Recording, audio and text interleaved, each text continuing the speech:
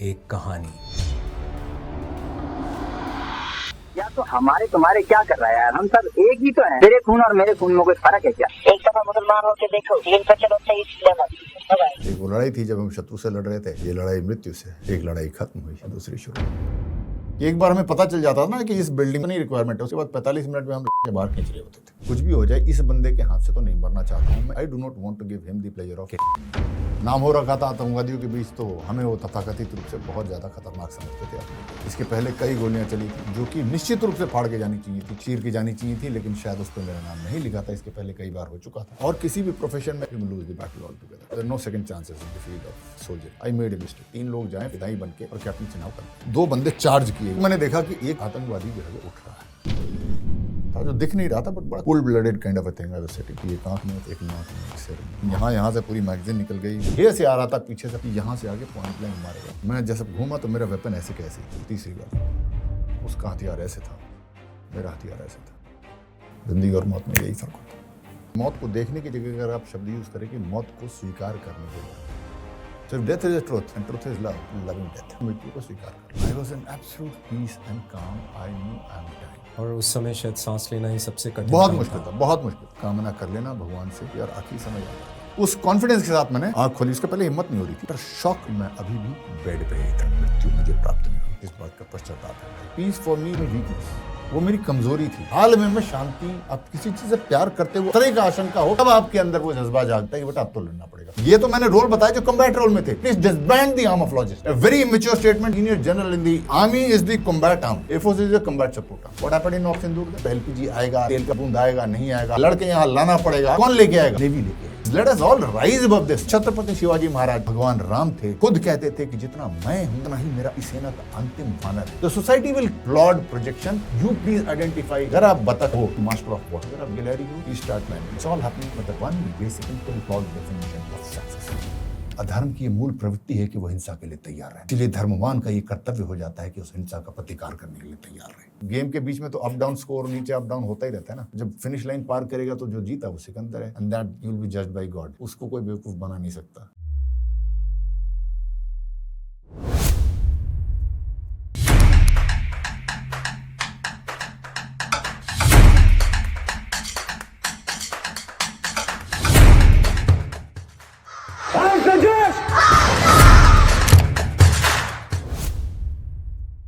सरफरोशी की तमन्ना अब हमारे दिल में है, देखना है जोर कितना बाजुए कातिल में है। राम प्रसाद बिस्मिल। लेकिन सवाल ये है, आज के दौर में बाजुए कातिल कौन है और सरफरोशी करने वाले कितने बचे हैं? नमस्कार, मैं हूं कमांडर विक्टर माइक और आज की कहानी किसी किताब के पन्ने में नहीं लिखी है। ये एक जिंदा इंसान की कहानी है जो मौत से टकराकर वापस आया है। आज हम बात करने वाले हैं एक ऐसे फौजी की जिन्होंने सिर्फ जंग नहीं देखी, बल्कि एक गोली को अपने चेहरे से गुजरते हुए महसूस किया है और फिर भी जिंदा रहकर जिंदगी को दोबारा डिफाइन किया है। बैटलफील्ड पर अपनी कहानी को पीछे छोड़कर एक नई कहानी लिखने का फैसला लिया। ये कहानी है यूनिफॉर्म की, पर सिर्फ यूनिफॉर्म तक सीमित नहीं है। ये कहानी है डर और हिम्मत के बीच की। ये कहानी है सर्वाइवल और दुनिया के लिए एक मिसाल बनने के बीच की। आज के ज़माने में जहां लोग कंफर्ट जोन में बात कर रहे हैं वॉर्स की, वहां कुछ लोग ऐसे भी होते हैं जो वॉर को जीते हैं और फिर शायद उसके बोझ को पूरी जिंदगी अपने कंधों पर उठाते हैं। तो आज का सवाल सीधा है, क्या एक गोली सिर्फ शरीर को चीरती है या पूरी सोच को तोड़कर दोबारा बना देती है?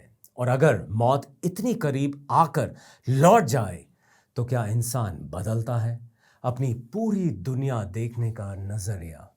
आज हम बात करेंगे फियर, करेज, पर्पस और सच्चाई की।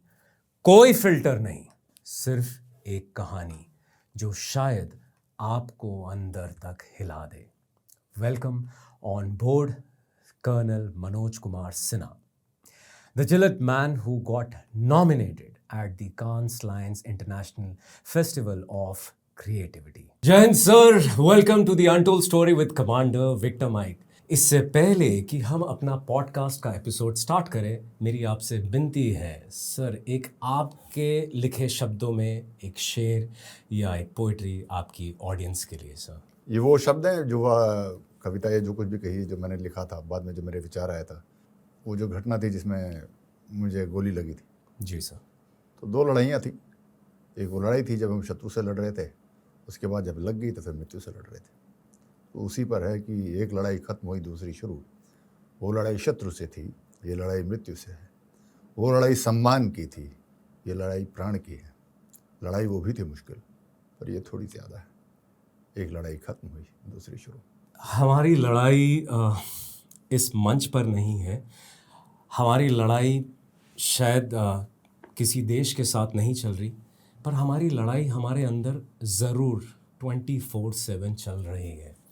एंड आई थिंक आपकी परिभाषा ने कहीं ना कहीं मुझे मेरी लड़ाई से फिर एक बार जोड़ दिया है।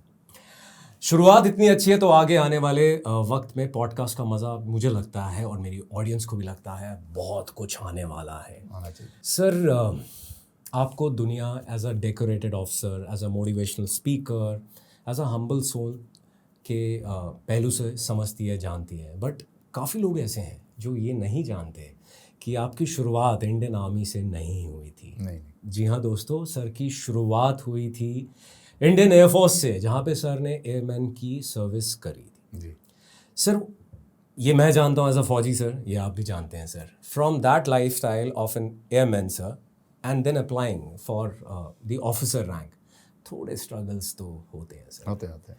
उन स्ट्रगल्स, वो जो कहते हैं ना पर्दे के पीछे क्या चल रहा होता है, पहले तो वो जो आपने अपनी ज़िंदगी में एक बदलाव सोचा होगा कि अब आपको इस पड़ाव से अब दूसरे पड़ाव तक पहुंचना है, वो अंदर का जज्बा, उसके बारे में अगर आप ऑडियंस को समझा सकें कि कितना मुश्किल होता है वो सफ़र, मोटिवेशन लेवल या सेल्फ मोटिवेट करना पड़ता है।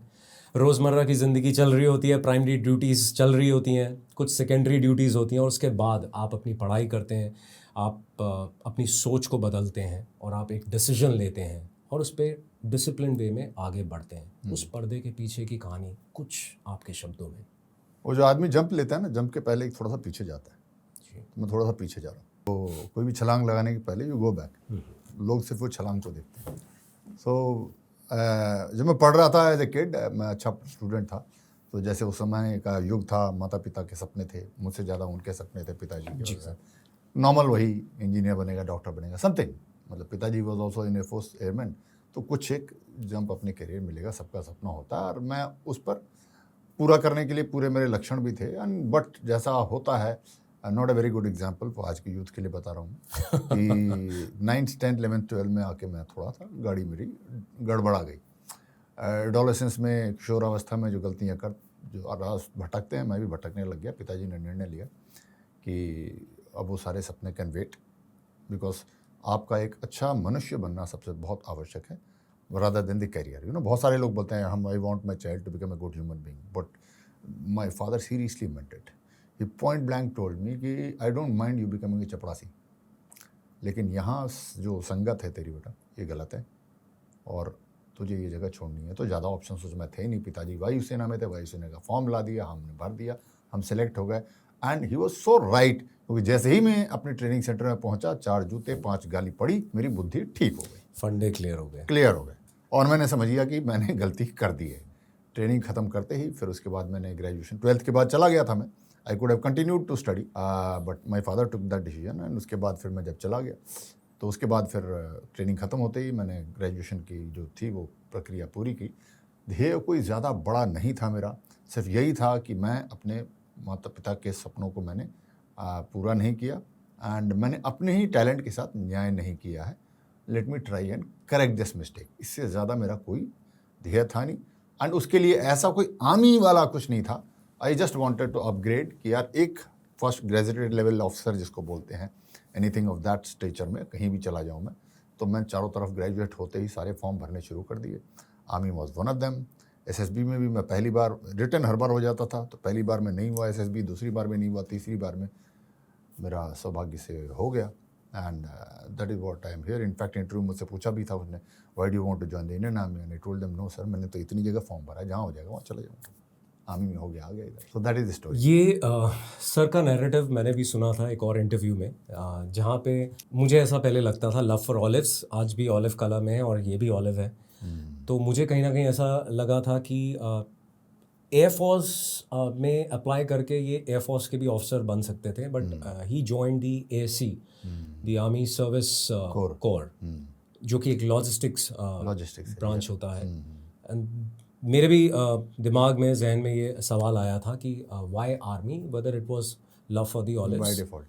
बट आई थिंक नैरेटिव आपका मोर और लेस क्लियर था आई टेल यू व्हाट, मेरी ज़िंदगी का रास्ता मेरे साथ मेरी इच्छा से ज़्यादा कम हुआ है और भगवान ने उसको ज़्यादा गाइड किया है।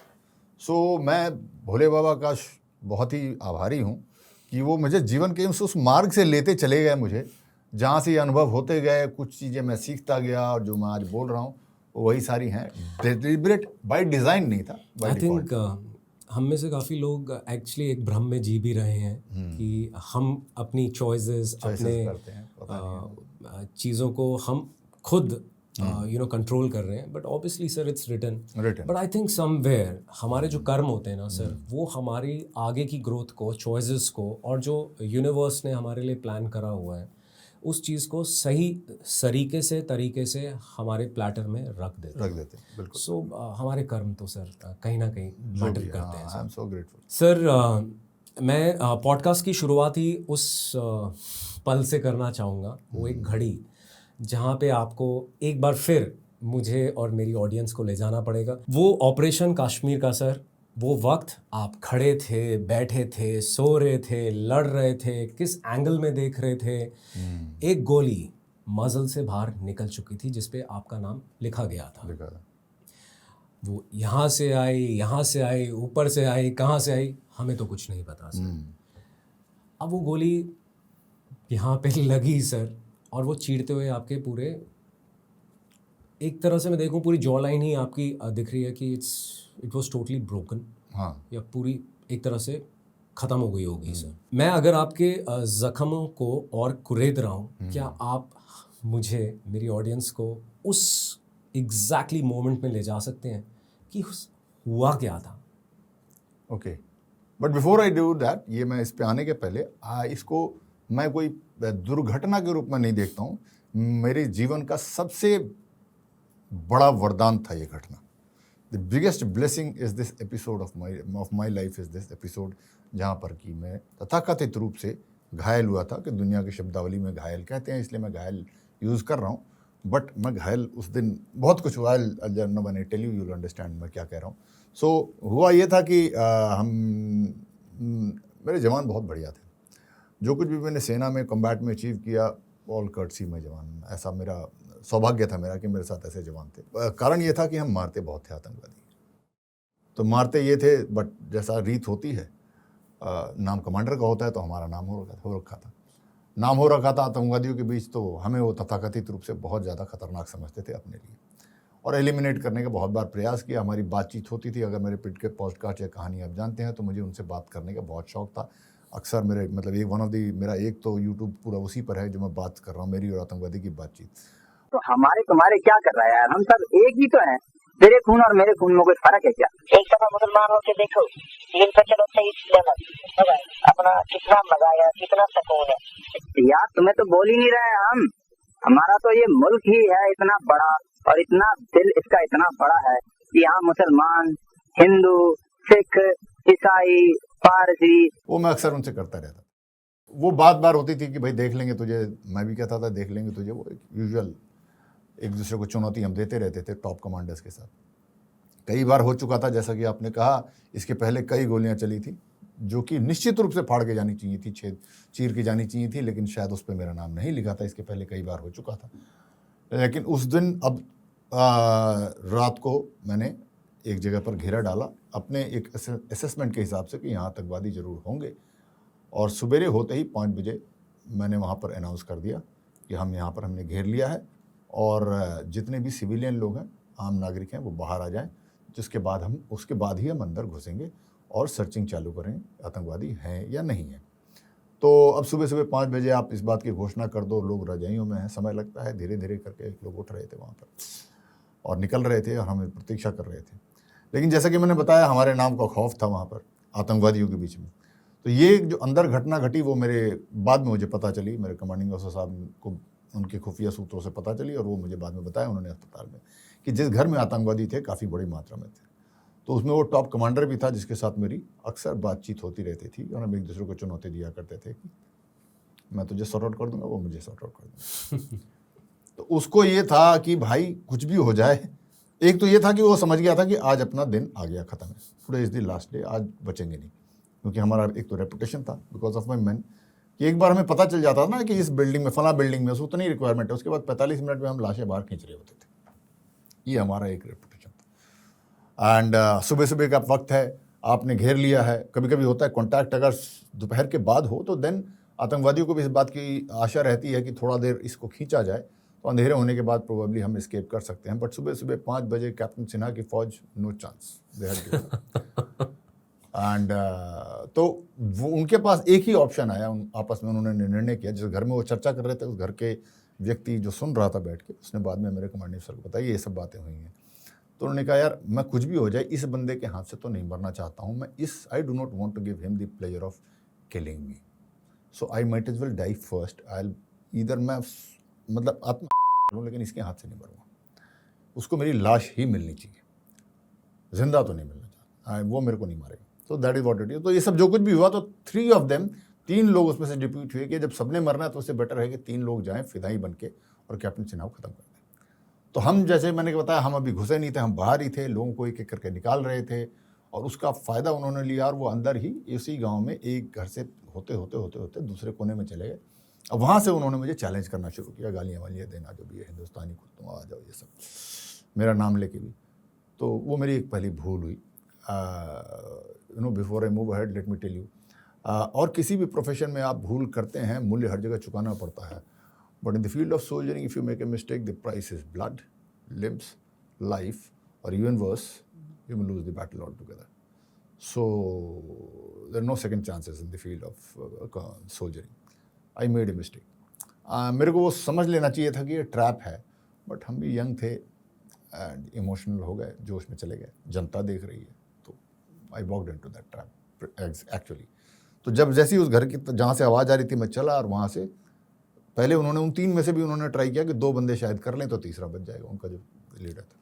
तो 2 बंदे चार्ज किए एकदम अचानक लेके, एकदम फायर करते हुए अल्लाह अकबर करते थे। इमीडिएटली हमने पोजीशन लिया, दाएं बाएं जंप किया एंड मैंने भी जंप किया, बगल में था दीवार, उसके पीछे जाके मैं छुपा, पोजीशन लेके फिर वापस पलट के जब तक देखता हूँ मैं, तो मेरे 2 बंदे रोड पे पड़े थे। तो वो घायल हो गए थे और 2 आतंकवादी भी रोड पे पड़े थे, सड़क पे, वो भी घायल थे। और मैंने देखा कि मेरे जवान मतलब बड़ी बुरी तरह से घायल थे। तो मैं फिर ये जानता था कि खतरा है, मतलब bullets are still flying all across. तो लेकिन मैंने अपने उन दोनों बंदों को उठाने के लिए मैं अपने पोजीशन से बाहर आया, मैंने उनको उठाया, बोला, गाड़ी वाड़ी मंगाया, ये सब कर रहा था मैं। तब तक मैंने देखा कि एक आतंकवादी जो है वो उठ रहा है, यानी कि वो उतना घायल नहीं हुआ था, शायद बहुत हल्का ही घायल हुआ था, तो वो उठ रहा है। तो मेरी दूसरी गलती हुई, अगर फिर एक बार मैं अपना आवेश खो बैठा और मैंने ये तो बुला लिया मैंने बंदे को जो उठा के ले जाना, एंड मैं खड़ा हुआ, उठते आतंकवादी की छाती पे पाँव रखा और दबाया उसको। वेपन का किया मैंने सिंगल शॉट, और पहले उसकी एक आंख में, फिर दूसरी आंख में। पहली गोली से मर गया वो, लेकिन मैंने कहा ना मैं अपना आपा खो गया था। मैं ऐसा गुस्सा में दिख नहीं रहा था, बड़ा शांत खड़ा था, बट मैं भूल गया था मैं कहाँ हूँ, क्या हूँ, किस लिए खड़ा हूँ। बस इस व्यक्ति ने मेरे जवानों को मारा है। वो क्रोध मेरा जो था, जो दिख नहीं रहा था, बट बड़ा cold blooded kind of a thing, I was sitting standing on his and pumping bullets, 1 here 1 इस आँख में, एक नाक में, एक सिर में, एंड मुझे चारों तरफ से आवाज़ें आ रही हैं जवानों की कि साहब हट जाओ, हो गया, मर गया वो, but I was just lost it. मैं मरते जा रहा हूँ, मर चुका, बस वैसे ठोके जा रहा हूँ। तब तक मैंने कहा, तीसरा बंदा जो था उनका, उसने देखा कि यार ये 2 गए, फिर भी नहीं मरा ये कैप्टन। तो वो सोचा कि यार अब मुझे जो है मैं अपने आराम से आऊँगा। वो दोनों चिल्लाते हुए आए थे, वो पीछे से आ रहा था, फटाफट आ रहा था, और वो जानता था कि जैसे ही वो बाहर सड़क पे है, वो जानता मुझे तो मरना ही है, बट इसको मारना है। और ये बंदा कितनी बार बच चुका है, किसी और कभी कहानी बताऊंगा कितनी बार मैं बच चुका हूँ, इतना यहाँ से पूरी मैगजीन निकल गई, मतलब बहुत कुछ। तो बोला कि यार इसको जब तक सटा के नहीं मारेंगे ना, ये मरने वाला नहीं है। तो वो इस ध्येय से आ रहा था पीछे से फटाफट चुपके हुए, अब बिना आवाज़ किए, कि यहाँ से आगे पॉइंट ब्लैंक मारेगा। मैं उसको आगे अपने उसको मार रहा था, मुझे अचानक ऐसे छठी इंद्रिय या समथिंग मुझे लगा कि पीछे कोई है।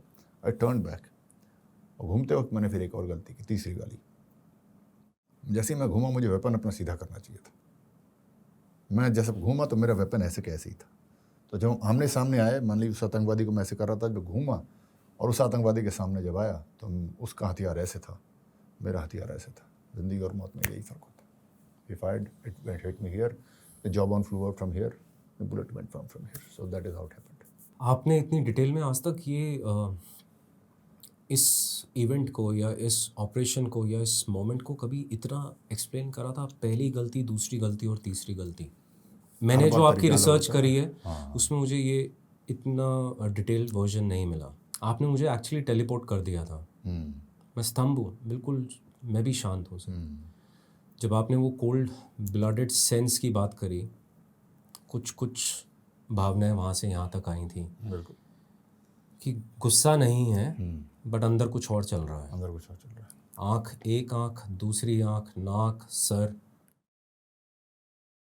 ये अनटोल्ड स्टोरी का एक और पहलू है जो मुझे लग रहा है आज कर्नल सिन्हा ने आप सबको शेयर करा है।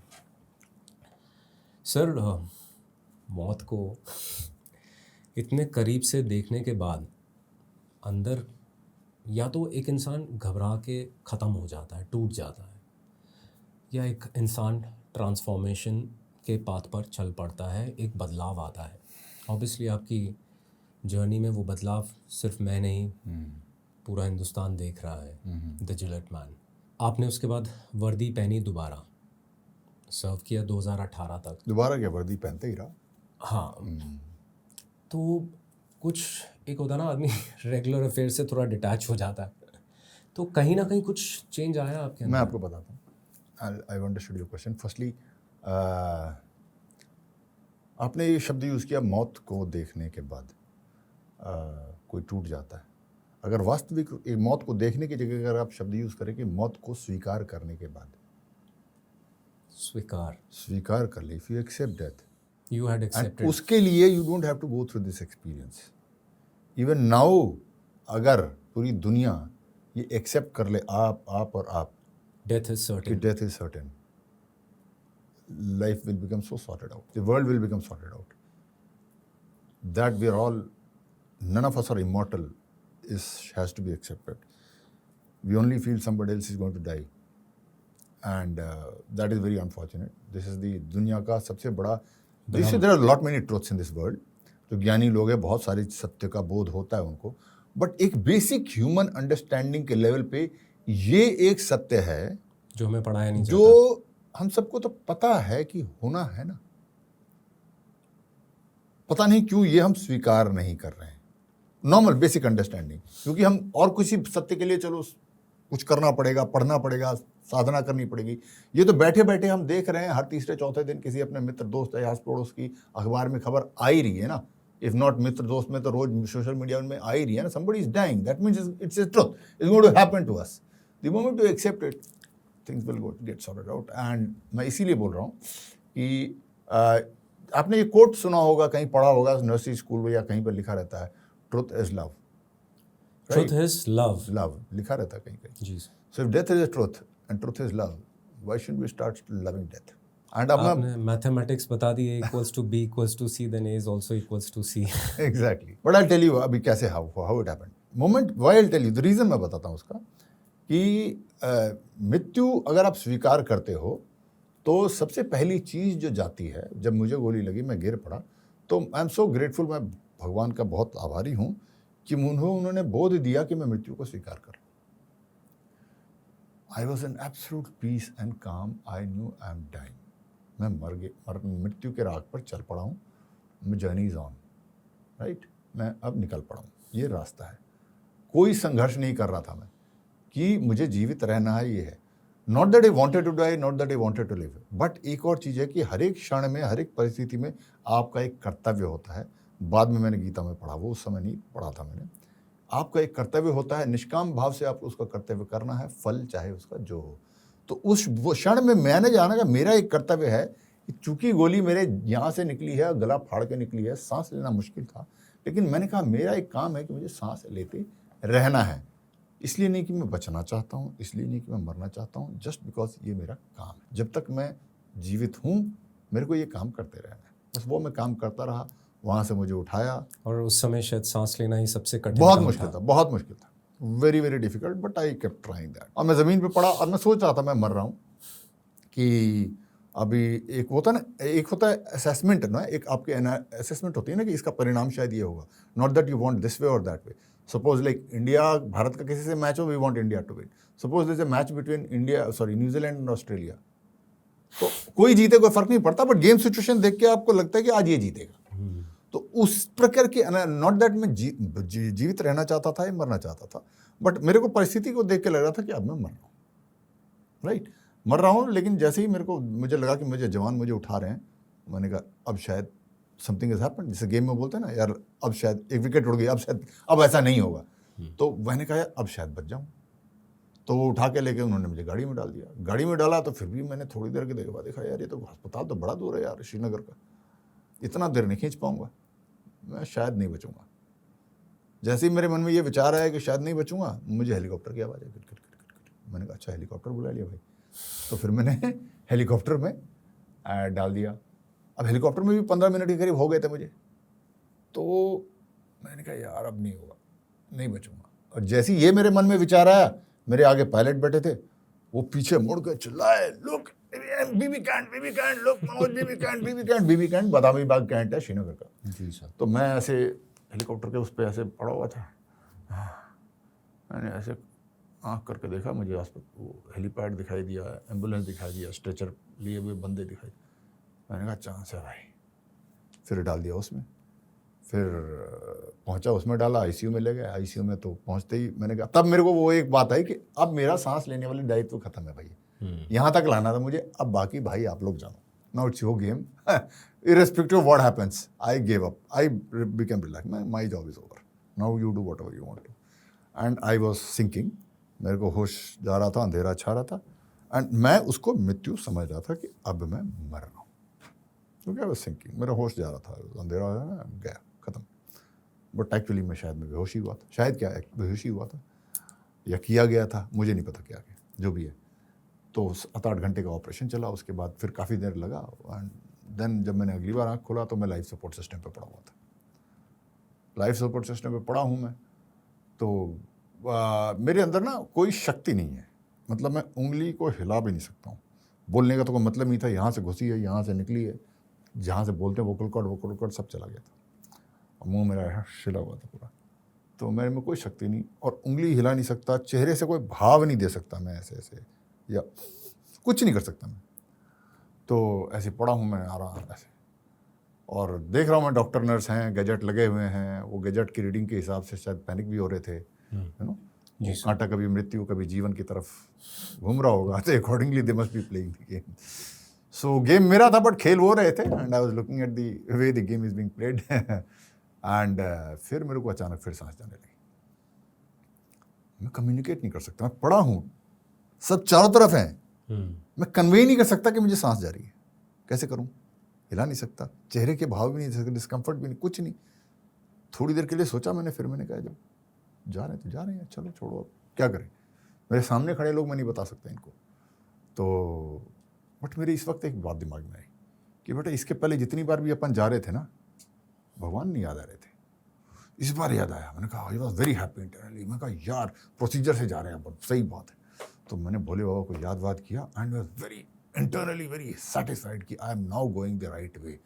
भगवान को याद करके जा रहा हूँ। तो आपके दर्शकों को ये बता दूँ, एक कामना कर लेना भगवान से, जो भी आपका ईश्वर हो, यार आखिरी समय याद आ जाना।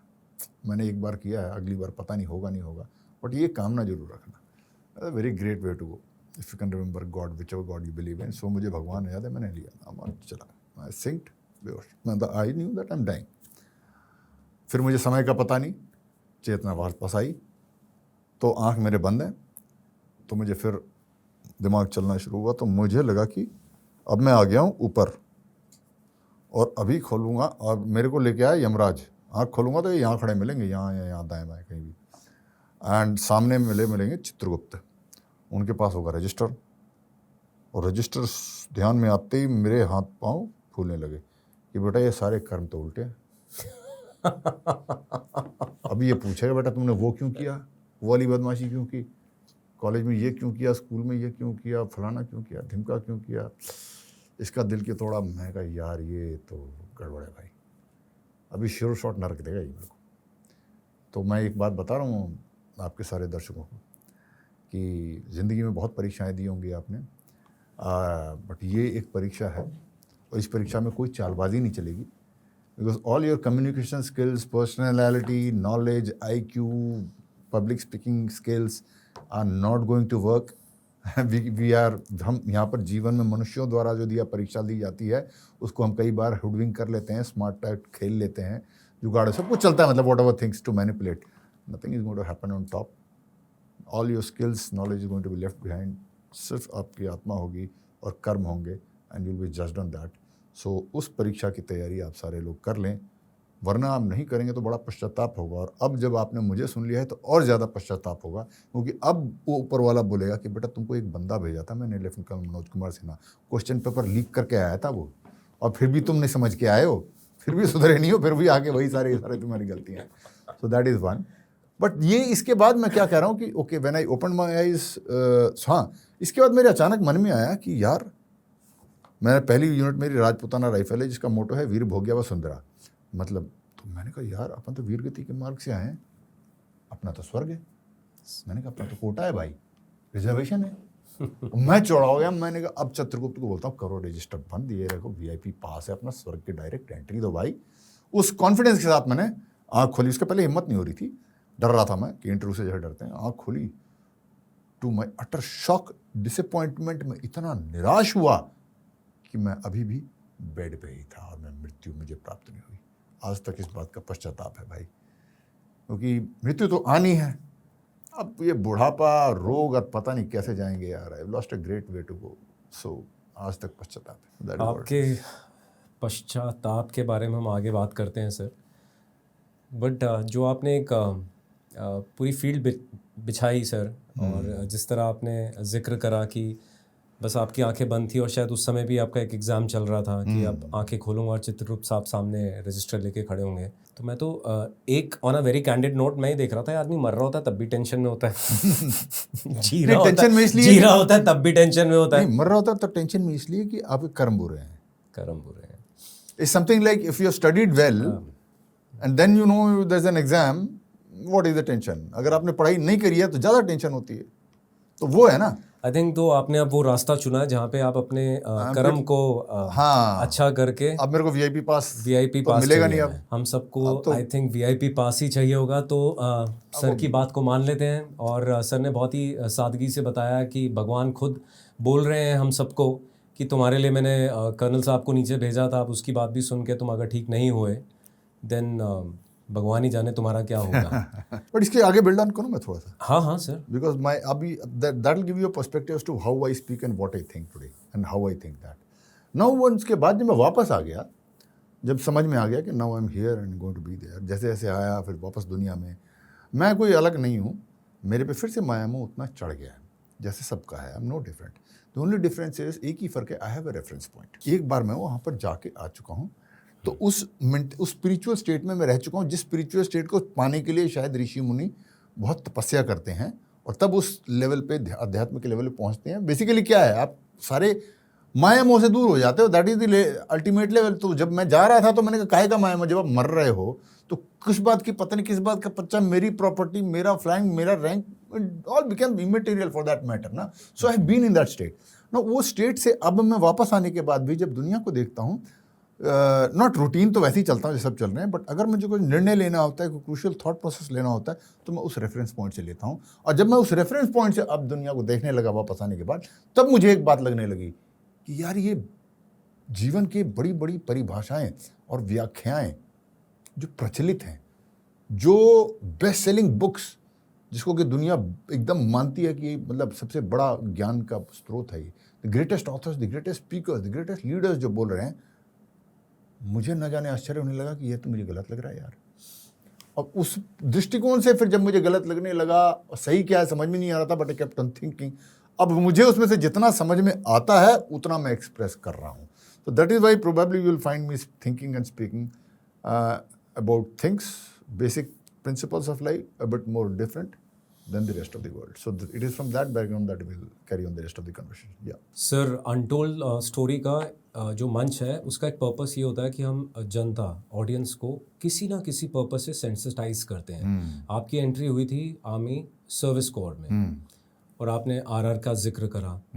अब काफ़ी सारे ऑडियंस होंगे जो इस चीज़ को कोरिलेट नहीं कर पाते कि कहाँ logistics man becomes a counter terror specialist. I'll cover that. तो ये जो है कि मिशंस में जाना, आपने, मुझे नहीं पता था कि आपको कितनी बार आपके ऊपर एम्बुश भी हुआ था, कितनी गोलियां आपके आसपास से निकल चुकी थी। ये आज मैं पहली बार आपसे ही सुन रहा हूँ sir. So from a logistics guy to this the man and the mission guy, ये पहलू भी होता है फौज में। बिल्कुल जनता को बताइए सर। बिल्कुल, lot of people don't know. lot of people don't know, yeah. पहले मैं अपना बता दूं कि एज आई टोल्ड यू ना, मैं कोई ज़्यादा पैशनेट देशभक्त वैसा था नहीं। मैंने जॉइन दी आर्मी, पिताजी का मैंने कहा ना सपना अधूरा रह गया था, उसको पूरा करना था। मैंने कहा यार ऑफिसर सेलेक्ट हो गया, बस खत्म, अब कुछ नहीं करना है। एंड थोड़ा सा और ये भी बैकग्राउंड है, was very peace loving guy, even I am still a very peace loving guy. But मेरी एक पीस की परिभाषा थी, peace for me was a very basic necessity. In fact you can say that peace for me was my weakness, वो मेरी कमज़ोरी थी, क्योंकि हर हाल में मैं शांति में रहना चाहता था। उस तरह का आदमी, जीवन साफ है यार, लड़ाई झगड़ा कुछ नहीं है डॉल। तो इसके पहले भी जहाँ भी मुझे लड़ाई वड़ाई होती थी, मैं उससे थोड़ा सा दूर हटता था, वायलेंस से दूर हटता था। अपने आपस में दोस्तों के बीच में स्कूल कॉलेज के ज़माने में कहीं लड़ाई झगड़ा कॉन्फ्लिक्ट होता था तो आई वाज ट्राइंग, यार छोड़ो यार, क्या कर रहे हो तुम यार, छोड़ो ना यार तुम, अरे मैं सॉरी बोलता हूँ यार, तू हट ना, मैं ऐसे इस टाइप का बंदा था। और उसी भाव से जब मैं सेना में आया तो अगेन मैंने कहा यार छोड़ो यार, कहाँ लड़ाई झगड़ा करना है, लॉजिस्टिक्स ऑप्ट करता है। I opted for core of logistics, army service corps, right. But now मैं वेरी ग्रेटफुल टू आर्मी कि बड़ा सुंदर व्यवस्था है। उस समय ज़्यादा मुझे पसंद नहीं आ रहा था, मैंने कहा ये क्या ज़बरदस्ती ले जा रहे हैं, बट ठीक है। Now I am so in the hindsight very grateful. Army की व्यवस्था है कि आप लॉजिस्टिक्स में भी जाते हो तो आपकी पहली posting is always in an infantry battalion in combat. तो वो मेरी पहली infantry battalion in combat Rajputana rifle line of control Kashmir में आई। And as I told you, I came from that background, very reluctant fighter, peace loving guy, faith very flexible. मतलब जैसे लोग brand बदलते हैं, मैं भगवान बदल जाता था, थोड़े दिन दुर्गा माता, थोड़े दिन हनुमान जी, थोड़े दिन जो जिसका चल पड़ा है ना, उस काइंड ऑफ अ गाय था मैं। एंड देशभक्ति का भी, टू बी वेरी ऑनेस्ट, उसमें कोई मरने मारने वाला जज्बा नहीं था, क्योंकि मेरे को देश पे कोई खतरा ही नहीं था। पॉजिटिव थिंकिंग टाइप आदमी था मैं, बड़ा सिंपल सा, एयरफोर्स के कंटोनमेंट्स में पला बड़ा, देश वेश ऐसे होता ना कि आप अपने मोहल्ले को प्यार करते हो, बट मोहल्ले के लिए लड़ना पड़ेगा क्या, ऐसा नहीं सोच रहे हो ना। हम दिल्ली में रहते हैं, दिल्ली को प्यार करते हैं, but we have to die for Delhi, ऐसा नहीं आता है। वी डाई फॉर भारत आता है, दिल्ली नहीं आता। तो वैसा है, तो वैसे ही था मेरे को कि देश बढ़िया लग रहा था मुझे, बड़ा है। पिताजी एयरफोर्स में थे। एक और चीज़ थी मेरा परसेप्शन की, I always felt my country is endless, because father was in air force. छोटी छोटी ट्रेन, पैसेंजर ट्रेन टाइप चलती थी, बेंगलोर से छपरा बिहार, 5 दिन की यात्रा। मैं हमेशा खिड़की पे बैठा देखता रहता था ना, खेत जा रहे हैं, गाँव जा रहे हैं, छोटे छोटे तालाब जा रहे हैं, रात को टिमटी मारे तारे दिख रहे हैं, एक आधा दिया दिख रहा है। मैंने कहा यार खत्म ही नहीं होता देश, 5 दिन ट्रेन चल रही, छुक छुक छुक छुक, तो खत्म नहीं होता, बड़ी एंडलेस यार, my country is endless. So I, geography में there was a map, I knew that, but in my perception, I could not believe there is an end to this land of this country. So this is the guy who joined the Indian Army, and this is the guy who went into the infantry battalion. And in my first, second or third day of my unit there in the company, I was going on a patrol, and मेरा जवान अगला मुझे रोक के बोलता, साहब रुक जाओ। क्या हो गया? बोला साहब हमारा इलाका हो गया खत्म।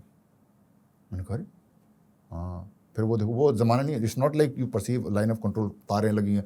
वो तो अभी जो तारें लगी तब तो वो भी नहीं थी, और अभी भी पहाड़ों में हाई हिल में अभी भी नहीं लगी हैं, तो कहीं लगी कहीं नहीं लगी। But when I was there it is nothing, you had to yourself identify कि यहाँ पर तक हमारा इलाका, यहाँ तक का नहीं। एक यूनिट दूसरी यूनिट जाती है तो बता के जाती है कि देखो यहीं तक हमारा इलाका। तो बोला हमारा इलाका खत्म हो गया। अरे ओ साहब देखो सामने पाकिस्तान का पोस्ट है, गोली मारेगा अगर जब आगे बढ़ गया तो। मैं ये सोचते हुए बड़ा हुआ कि मेरा देश तो अनंत है, मैं ये सोचते हुए बड़ा हुआ कि देश में खतरा गया। इसलिए शायद वो देशभक्ति का वो नहीं था, क्योंकि जब तक आपको आप किसी चीज़ से प्यार करते वो अलग बात है, लेकिन जब उस प्यारी चीज़ जिसके आपको बहुत प्यार है उस पर कोई खतरे का आशंका हो, तब आपके अंदर वो जज्बा जागता है कि बेटा अब तो लड़ना पड़ेगा। मुझे खतरा ही नहीं दिखता था तो वो जज्बा भी नहीं था। अब मेरे को दोनों चीज़ें दिख गई, सीमा भी दिख गई, खतरा भी दिख गया, देश कोई तोड़ना चाहता है वो भी दिख गया। उसके बाद वो इतने इंटरसेप्ट, उनके डॉक्यूमेंट्स, वो लिटरेचर, वो सब हमारे पास अवेलेबल थे जो मैंने सुने, उनके इंटरसेप्ट वगैरह। वो मैंने कहा यार ये तो देश को तोड़ना ही चाहते हैं यार, ओ भाई ये क्या है, and so much of fire. ने कहा यार, बट स्टिल मेरे अंदर का वो कीड़ा था ना कि यार शांति से रह लेते ना, क्या करना है। मैंने कहा यार ट्राई करें क्या। मैं जानता हूँ मेरे जवान हंस रहे होंगे, अब मैं जानता हूँ मेरे उस ऑफिसर था तो उन्होंने मुझे सामने बोला नहीं, बट अब मुझे याद आ रहा है कि वो सस्पेक्शन देख रहे थे। मैंने कहा यार बात करता हूँ एक बार, तो वो देख रहे थे, उन्होंने मुझे कुछ बोला नहीं। अब मैं जानता हूँ कि हंस रहे होंगे उस समय, ये क्या पागल है, सब आतंकवादी समझेंगे क्या, ट्राई क्या कर रहे हो आप। मैंने कहा नहीं बात करा, ऑपरेटर को बोला बात करा। तो नॉर्मल उनकी इंटरसेप्ट हम करते रहते थे, कभी आता सुनते रहते थे, फिर कभी कभी लगा बोर हो रहे हैं। मैंने कहा कुछ नहीं है, अब ये बोर ही हो रहे हैं, मतलब नॉर्मल बात है, इसमें कोई इन्फॉर्मेशन निकलनी नहीं जो निकलना है। लगा इसमें बीच में बात करता हूँ, आई यूज्ड टू इंटरजेक्ट। सुन भाई साथी तो मोस्ट ऑफ द टाइम तो स्विच ऑफ कर देते थे। फिर कभी कभी उसमें भी कोई बड़ा बैठा वो पहाड़ में, वो भी बोर ही हो रहा होगा, बोले चलिए फौजी से बात करते हैं। I used to pick it up. मैंने क्यों लड़ रहे हैं यार अपन, यार तू मेरा खून तेरा खून एक ही है, 5 उंगली। वो मेरा यूट्यूब पे कन्वर्सेशन है, my conversation with the terrorist, anybody who wants you can listen it, अगर आप चाहें तो लिंक में डाल दें। बट देन ये करते करते you know after lot of time I began to feel कि यार मेरे सारे वो जो नोशंस थे ना जो फौज में भर्ती होने के पहले, पीस लविंग, कंट्री एंडलेस खत्म हो गया, फेथ फ्लेक्सिबल, क्या है ये। मैंने कहा यार फेथ के लिए पूरी दुनिया खत्म करने को तैयार है। एंड वो मेरा नोशन था कि peace is very basic, not for me but everyone. It is just किसकी सभी की रोटी कपड़ा मकान और प्रोबेबली सेक्स के बाद अगर किसी की रिक्वायरमेंट बेसिक है तो वो पीस है। मैंने कहा यार इस बंदे की पीस रिक्वायरमेंट है ही नहीं, इसकी पीस तो इसकी रिक्वायरमेंट वायलेंस है। तब मेरा परिवर्तन हुआ।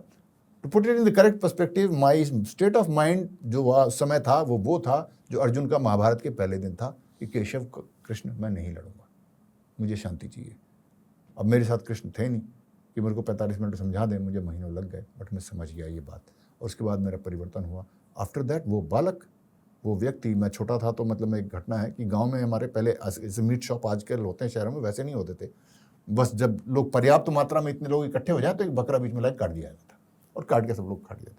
तो मैं बेहोश हो गया था गाँव में, बकरा कटता देख के। वो खून नहीं देख पाया था मैं, मेरे को उठा के लाना पड़ा था। डॉक्टर बस अरे बेहोश हो गया। वो बालक अब was desperate for human blood of an enemy, and I had मैंने अपने खूब प्यास बुझाई। So that was my transformation from there to here. तो आपको फौज वो प्लेटफॉर्म देती है, इवन इफ आप ASC लॉजिस्टिक्स आर्म्स में आए हाँ, पहली पोस्टिंग आपकी वहीं होती है, हाँ, इन्फेंट्री इन कॉम्बैट। तो वहाँ पे आप अपने कमांडिंग ऑफिसर से बात कर सकते हैं कि सर अब मैं लॉजिस्टिक्स को भी मेंटेन कर रहा हूँ, साथ साथ नहीं, you are in a pure infantry role. Pure infantry role. You don't wear ASC. अच्छा, You are in a pure infantry role. And I will give you some names. Mahavir Chakra Kargil, Captain Kangaroos, yes sir, ASC officer, ASC officer, right? Captain Vijayan Thapar, वीर चक्र, जिन्होंने इतना प्यारा letter लिखा अपने वो भी माँ बाप ASC को। officer, अभी वो भी कुछ ASC दिन पहले ही मैंने yes. सैल्यूट सीरीज में हाँ उनके फादर की बुक भी देखे, Vijayant at hill, something like that. वो ASC officer है। Captain Hanifuddin, again Vir Chakra, I think if I am not wrong, ASC officer है। हर एक इन्फेंट्री बटालियन, जब मैंने कहा ना हर एक लॉजिस्टिक ऑफिसर ASC का, ऑर्डिनेंस का, EME का पास आउट होने के बाद इन्फेंट्री इन कॉम्बैट जाता है, Right. यानी कि हर एक infantry battalion which is in combat वहां पर 2, 3, 4 एटलीस्ट 2 से लेके 4 तक there are officers of these 3 services. So मैं ये तो 2-3 नाम आ गए, वरना एवरी इन्फेंट्री बटालियन जो कारगिल में लड़ रही थी उसमें सभी में ऐसे ऑफिसर थे। ऑडियंस, आज एक सेंसिटाइज हमें करा गया है बहुत क्लैरिटी से इस चीज़ के बारे में, एंड मैं I am a proud naval veteran, मुझे इसके बारे में कोई इल्म नहीं है। अब आप इसे बोलिए कि मेरी जानकारी कम है, मैं पढ़ाई लिखाई कम करता हूँ, कुछ भी आप मान सकते हैं। एंड आज के टाइम में मेरा एक अलग से ही चीज़ मुझे समझ आई है। इस चीज़ को मैं आपको एक और डेटा आगे देता हूँ, सिर्फ आपने जब पूछ रहे थे तो जी मैंने सर, थोड़ा सा जी ये सर। किया। सिर्फ 1999 कारगिल से लेकर 2025 तक का है ये। कैंगरूज का मैंने बता दिया, विजयन थापर बता थापर दिया, बता दिया। हनीफुद्दीन बता दिया आपको। एक लेफ्टिनेंट शशांक तिवारी हैं, ही got Kirti Chakra in North Sikkim in 2025, he is an AC officer. उसके बाद मेजर दीपक तिवारी, कीर्ति चक्र, EME के हैं ये, ही स्टिल अलाइव टू, ठीक है ना, he is an EME officer. उसके बाद lieutenant Rahul S Bharadwaj, Kirti Chakra, AC officer, he still alive. इसके बाद major Tripat Preet, Shaurya Chakra, AC officer. Major Kunal, Shaurya Chakra, AC officer. Lieutenant MN Atmaram, Kirti Chakra, EME officer. और वो बड़ा एक फेमस एपिसोड हुआ था जो जीप पे बांध के major Nitin Gogoi sir, AC officer. ये सारे के सारे हैं। आज मतलब आज के हिंदुस्तान में ना एक नैरेटिव, कल्चरल नैरेटिव बना हुआ है, या ऐसा दर्शाया जाता है कि the special forces guys are the ultimate warriors. Now अभी आपने जिस तरह जिक्र करा, जो एक वेट ऑफ वॉर होता ना हमारे कंधों पर, वो एक लॉजिस्टिक ऑफिसर भी उठा रहा है, एक सिग्नल का ऑफिसर भी उठा रहा है, एक EME का ऑफिसर भी उठा रहा है, एक इन्फेंट्री का तो उठा ही रहा है। सो आपको क्या लगता है कि सर सोसाइटी ये अंडरस्टैंड करती है कि ऐसी चीज़ है, जबकि मैं सेंसिटाइज करने की बात कर रहा था। एक कहीं शायद मैं भी गलत कर रहा हूँ ये, कि मैंने ये सारे रोल बताए इन सारे ऑफिसर्स के जो कि कॉम्बैट रोल में किए उन्होंने। और लेकिन आपकी पूरी आर्मी जब लड़ती है, सबका रोल होता है। अनफॉर्चुनेटली क्या है कि दुनिया में कहानियां कहने का, जो कहानी कहता है, फिल्म बनाता है, कविता लिखता है, उसकी एक कहीं ना कहीं निहित एक कंपल्शन होता है that he want to make it look very romantic and readable, और मतलब पॉपुलर होना चाहिए। सो प्रोबेबली ऐसे लोगों की ये मजबूरी होती है कि उनको नायक चाहिए होते हैं, वरना वास्तविकता में इतिहास सिर्फ नायकों और खलनायकों से नहीं बनता। इतिहास उन सारे लोगों के साथ बनता है जो उसमें सभी होते हैं। अब आर्मी की बात करें, same I don't take this like this narrative कि ये जरूरी है, ये नहीं है, ये जरूरी है। और ये सिर्फ आर्मी की बात नहीं कर रहा हूं मैं, पूरे समाज में। और ये मानसिक विकार है ये मनुष्य का, कि जब भी वो किसी भी एक वर्ग को या किसी कार्य को छोटा समझता है, ये बहुत छोटी सोच है। और इस सोच के कारण समाज में इतना ज्यादा त्रासदी, इतना ज्यादा कॉन्फ्लिक्ट हुआ है, इतनी ज्यादा टर्बुलेंस हुई है, and we still not getting this lesson. अब भारत के अंदर भी ये इतनी ज्यादा जो जाति प्रथा के ऊपर जो अंतर विरोध हो रहा है, ये हो रहा है, क्यों हो रहा है? दोष जाति प्रथा में नहीं है। जाति प्रथा कुछ नहीं है, it is simple distribution of labour. कर्म व्यवस्था है, जाति व्यवस्था नहीं है। वो नाम दे दिया किसी ने गलत, कर्म व्यवस्था है। अब कर्म व्यवस्था में एक कर्म को छोटा क्यों समझा गया? पुराने जमाने में ऐसा नहीं था, it just happened around 1000 years back से स्टार्ट हुआ। उसके पहले if you look at the history, all our sages have been all from other so called not so high caste. I don't believe in high caste, low caste and all. चाहे वो ऋषि वाल्मीकि ले लें आप, चाहे वेद ऋषि व्यास ले लें, वो सब कोई मछेरे थे, वो कुछ थे। पितामह भीष्म के पिताजी ने जिससे विवाह किया था, वो शी वॉज वो भी शायद फिशर वुमन थी एंड ऑल। सो कहीं किसी ने रोका नहीं। Vidur himself was son of a maid. So कहीं किसी को नहीं, सबको सम्मान दिया जा रहा था। ये पिछले 1000 वर्षों में हुआ है, और उसकी वजह से कितना कॉन्फ्लिक्ट है कि आज भी देख रहे हैं आप, हम हर तरफ जाति की वजह से ये प्रॉब्लम हो रही है समाज में। मैं एक बात मानता हूँ, ये नया भी नहीं है, पुराना भी नहीं है। फॉर एग्जाम्पल मैं एक बात बता रहा हूँ कि मैं एक कॉलेज में लेक्चर देने गया था, वहाँ पर 3-4 स्पीकर थे, मैं अंत में था। मेरे से पहले वाले जितने थे सबने मोटिवेट किया और एक शब्द का प्रयोग किया कि children you all have to be, आपको बड़ा आदमी बनना है।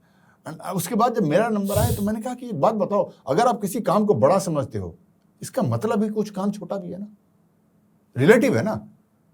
तभी तो कोई बड़ा है, तभी तो कोई छोटा है। इफ देयर इज नथिंग छोटा देन हाउ डज बड़ा कम इन? तो छोटा कौन है? हमें समाज में छोटा क्यों चाहिए? कोई भी हम समाज में किसी को भी छोटा क्यों अनुभव करवाएं? Why should we make feel anybody feel small? मैंने वहीं पर कहा कि अगर आपको लगता है कि कोई काम ऐसा है जो सम्मान नहीं दिया जा सकता है, so let's not have it man. नहीं चाहिए वो काम हमें। अगर मैंने वहीं पर कहा, अगर आपको लगता है कि इस कॉलेज में साफ सफाई की आवश्यकता नहीं है, हमें हाउसकीपिंग स्टाफ की जरूरत नहीं है, तो let's not have them. But if you have them, please bloody well respect them. So similarly in the army, there are various organizations, various departments. ये तो मैंने रोल बताया जो combat रोल में थे. Even if you are in the logistic role, if you feel they cannot be respected, then please disband the arm of logistics. A very immature statement was made by a very senior general in the top, wherein he was telling the far back that forget about army. अब inter services की बात कर रहा हूँ. That army is the combat arm. Air Force is the combat support arm. What happened in North Sindoor then? With in the army, अब arms की बात कर लो, ऑफ सिंदूर में आर्मी के अंदर जितने भी लड़ने वाले थे, the most important now everybody felt was air defence. अभी आज चल रहा है ये जो गल्फ वाला पूरे चल रहा है, आज हमारे जितने भी शिप्स हैं, अगर उसको हमें हमारा पूरा सबकी हालत खराब है, यहाँ पे एलपीजी आएगा नहीं आएगा, अगले तेल का पेट्रोल की बूंद आएगा नहीं आएगा, अगर इसको एस्कॉर्ट करके लड़के यहाँ लाना पड़ेगा तो कौन लेके आएगा? नेवी लेके आएगी। तो ये please let us all rise above this. Ordinary people, I understand smaller minds, ordinary people they get into this comparison, okay ठीक है, but when top leaderships also start talking about it, that this is important, this is not important. आपने special forces की बात करी, I respect them, they are the ultimate, yes, I salute them, man. But then you are the special forces. I'll go back, I'll give you some examples. If you look at Chhatrapati Shivaji Maharaj, and it is all there on मेरे YouTube पे जाके देखिएगा, when I speak about Chhatrapati Shivaji Maharaj, मैं हर जगह बोलता हूँ महाराष्ट्र में ये बात, कि वो खुद अगर होते और उनके आप खुद की हिस्ट्री, उनके खुद की मानसिकता पढ़ो, उनकी सोचो, तो वो बोलेंगे कि मेरा जितना सम्मान कर रहे हो उतना ही मेरे प्रत्येक सैनिक का करो, उतना ही उस व्यक्ति का करो जिसने मेरे तलवार बनाए हैं, मेरे सैनिकों के लिए ढाल बनाए हैं, उतना ही हर एक व्यक्ति करो जो मेरे सैनिकों के लिए भोजन बना रहा है, उतना ही उस व्यक्ति का करो जब सेना मेरी जा रही थी तो मार्ग में किसी ने अपनी कुटिया खोल के मेरे सैनिकों को अंदर बुलाकर विश्राम करने के लिए बोला, भोजन कराया, अगर चोट लगी थी उपचार कराया। He respected each and every one of them. भगवान राम थे, वो खुद कहते थे कि जितना मैं हूं उतना ही मेरी सेना का अंतिम वानर है, उतना ही सम्मानीय है। He understood this part. Maharana Pratap understood this part कि वो भील भी मेरे बराबर सम्मानीय है। हर एक व्यक्ति जो जिसी ने भी भामाशाह ने उनको धन दिया उसका वो आदर करते थे। एवरीबडी जो डायरेक्टली इनडायरेक्टली कंट्रीब्यूट कर रहा है, these are the great figures who respected you. For all those people जो टॉप पे हैं, मैं आपको जो स्पेशल फोर्सेस के लोग हैं, जो टॉप के लोग हैं, I respect you, I treat you as Chhatrapati Shivaji Maharaj, just to give an analogy, I treat you as Maharana Pratap, and not as a god but just as a warrior, I treat you as lord Ram also. But please for god sake आप भी उतना ही बड़ा हृदय रखिए कि आप समाज में, आपके ऊपर दायित्व है, लोग आपकी बात सुन रहे हैं, तो आप समाज में जाकर एक कंप्लीट ओवरऑल पर्सपेक्टिव दीजिए समाज को, युवाओं को। Because army total is not, you may not like it, but army is not just that, man. आप खुद बताइए hand on your heart, do you not need anybody else in the army? And if it is not, as I told you, not needed, disband them. But if it is needed, please give them the respect. And now that you are people look up to you for opinions, please give them the correct opinion, because there are youth who want to join the army. Don't give them an only one-sided perspective. You're giving them a wrong picture. And let anybody and everybody join as per their capability. एक कहानी मुझे याद आती है कि एक छोटी सी गिलहरी का बच्चा था और एक बतख का बच्चा था। तालाब के किनारे वो बतख का बच्चा यहाँ रहता था, गिलहरी का बच्चा बगल में पेड़ था। दोनों शाम को खेलते थे, उसके बाद वो गिलहरी चढ़ जाती थी। बतख के बच्चा बस लाइक अम्यूज्ड, यार कैसे कूद कूद के चढ़ जाता है। उसको ये ड्रीम होने लगा कि मुझे भी ये चढ़ना है, एंड वो ट्राई करने लगा कि यार मैं भी, I want to be like him, this man ना। और वो अपने रोज पंख तोड़े, पैर खुद चूट, his field is that man. So that's what I tell the youth also. The society will project you as some roles are very glamorous and some are not. That is a flawed projection. You please identify. अगर आप बतख हो, please the master of water. अगर आप गिलहरी हो, please start climbing up the trees. Look at your potential, what you are made for. Do that. And for those people who are the top echelons, it is their duty to please do justice to every arm and service. And there are great generals who have written so about the importance of logistics. Foreign generals, unfortunately, I don't see too many of them coming from Indian generals. Foreign generals, they have written such wonderful things that this is the thing the army marches on its belly, and so many great quotes. You will just Google it, it will come out. But उस quote में आप देखिएगा कि ज़्यादातर foreign के generals हैं. So please, that needs to be corrected. And I have all the respect. I myself still come back, and I'm very grateful. एक और बात बता दूँ. Having seen all these things, अगर मुझे फिर रिवाइंड करके अपनी जीवन जाना पड़ा, I'll again opt for the core of logistics, because this gives me a very all-rounded perspective. मैंने लॉजिस्टिक्स भी देखी, कॉम्बैट भी देखी, दोनों खेलने का मौका मिला मुझे गेम ना, so I've seen the entire game. And इसमें आप ज़्यादा मेच्योर होकर बाहर आते हो compared to that guy who sees only one dimension of that. So that's what is my take. And कितनी सुंदरता से and how beautifully you explained the entire military ecosystem. Yes. And इस मंच पर लेफ्टिनेंट कर्नल्स आए, इस मंच पर कर्नल्स आए, इस मंच पर मेजर जनरल्स आ चुके हैं, इस मंच पर लेफ्टिनेंट जनरल्स आ चुके हैं। आज मैं अपने ऑडियंस के सामने कन्फेशन करता हूँ, जितनी सुंदरता से आपने जिस जर्नल के बारे में बात छेड़ी, जिन्होंने सपोर्ट आर्म कह के एयरफोर्स को स्नब किया था, ये हम सब जानते हैं। बट हमारी ऑडियंस तक ये चीज़ इतने स्ट्रांगली पहुंचाना, ये बहुत कम लोगों की क्षमता होती है। वो क्षमता आज मैंने महसूस करी है सर। मैं आपको एक बात बताता हूँ, शायद I point a finger to some people, may be it is to you also. आप भी पॉडकास्ट करो, you are from services, you are from the फौज, and there are few more people who are doing podcast, जो फौज छोड़ के podcasting कर रहे हैं, सर, इंक्लूडिंग स्पेशल फोर्सेस की, Yes. Right? They calling people from all walks of life, right?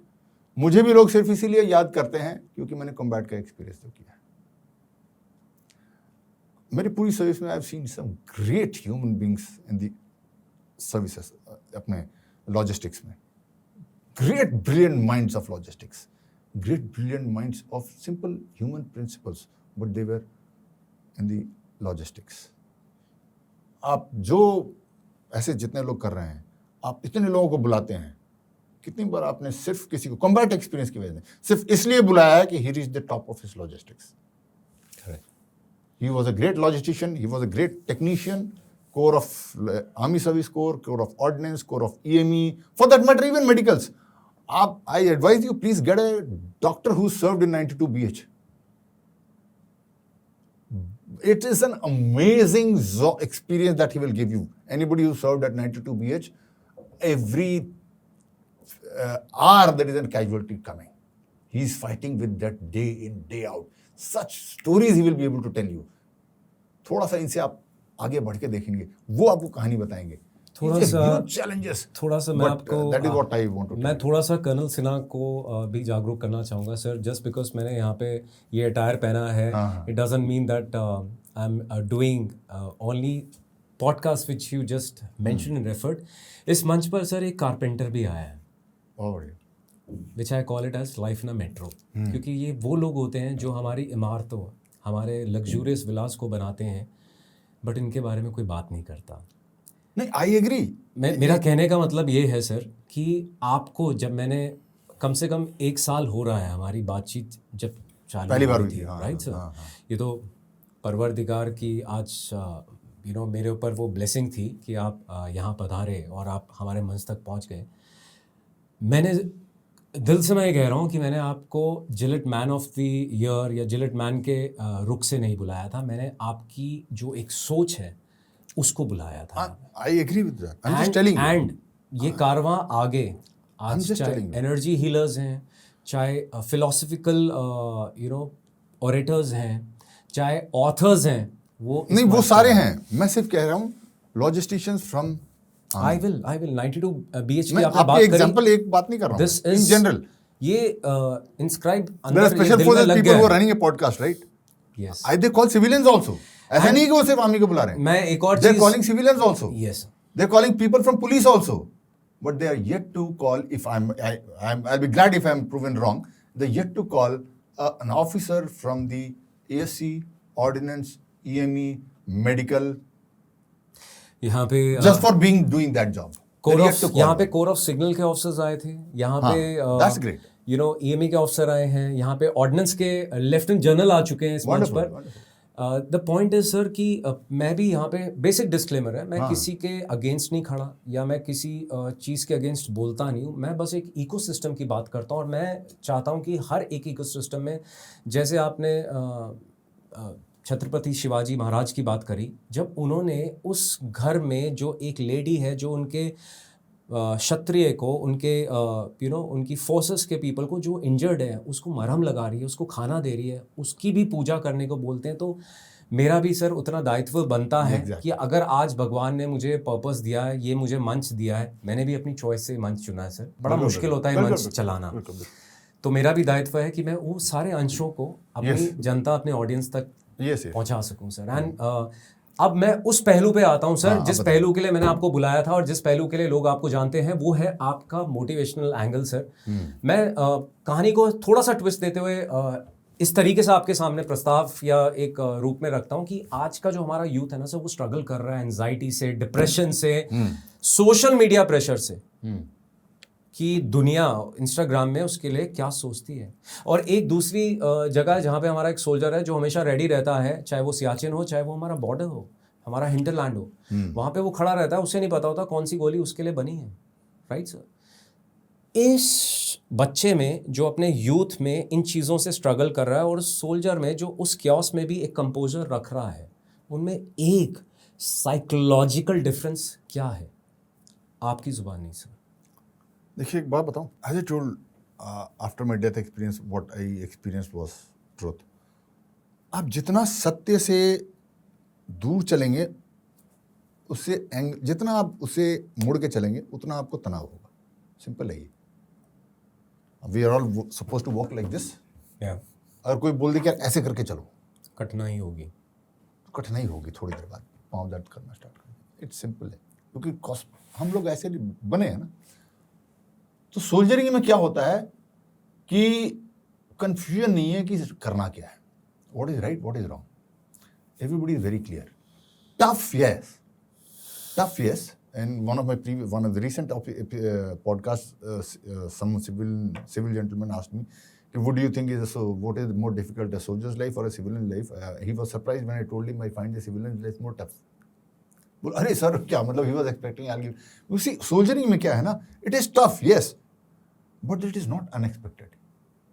You knew the training is going to be tough. He's supposed to be tough. The man is training you, supposed to be tough, and that is what is coming.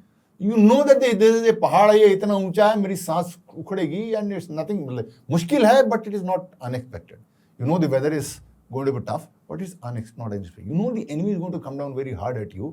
It's going to be tough. It may kill you, but it is not unexpected. The people with you are all with you. वो सब वही behave कर रहे हैं, आपके साथ अपनों के जैसा behave कर रहे हैं, with the way you are expecting. Civil में जब आ जाते हैं हम, most of the people जो आप उम्मीद कर रहे हो कि यार ये ऐसे behave करेगा, वो करता नहीं है।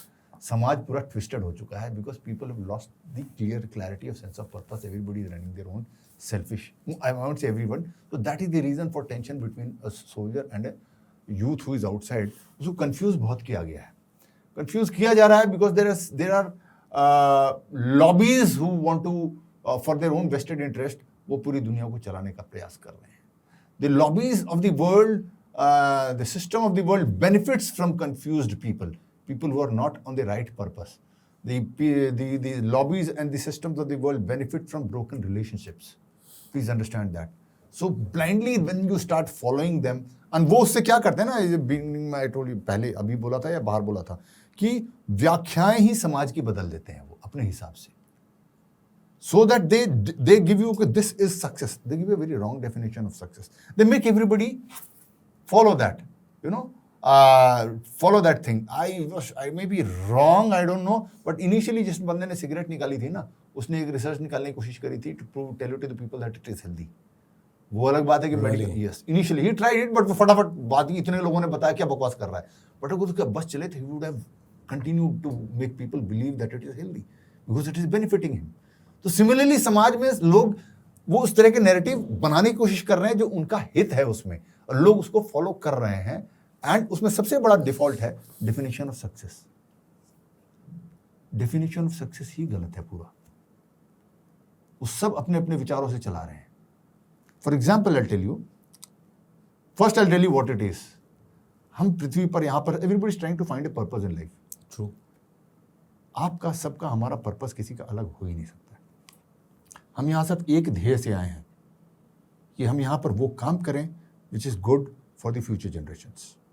And further the more important, यानी कि आज से अगली पीढ़ी आवश्यक है, मुझसे ज्यादा आवश्यक है हमारी अगली पीढ़ी, उससे भी ज्यादा आवश्यक है उसकी अगली, उससे भी ज्यादा अगली पीढ़ी. तो visionary man is one who can actually, not just कहने के लिए, who can actually see 100 years down the line, 200 years down the line, 1000 years down the line. Visionary man is just that man, a man और woman. Don't you think हम इसके totally opposite जा रहे हैं? Totally opposite जा रहे हैं. Had we had that vision, if the world had functioned on this simple wisdom, would we have exploited the planet? Never.